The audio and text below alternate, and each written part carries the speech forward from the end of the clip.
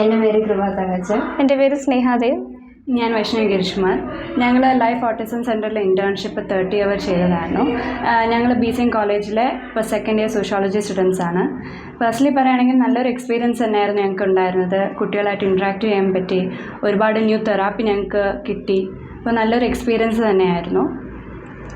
And ഞാൻ ഇവിടെ കണ്ടത് വെച്ചാൽ പിള്ളേർക്കാണെങ്കിൽ ഡെയിലി മാനേഴ്സ് എങ്ങനെയാണ് അവർ ഓരോ സാധനം കൊണ്ട് എടുത്തത് വെച്ച് അത് കറക്റ്റായിട്ട് അവിടെ കൊണ്ട് വെക്കുക, അവർക്ക് പേഷ്യൻസ് അതെല്ലാം കാണിച്ച് കറക്റ്റായിട്ട് ചെയ്തത് എനിക്ക് എല്ലാം ഇഷ്ടപ്പെട്ടു. ഇൻട്രാക്ഷൻ നല്ലതായിരുന്നു.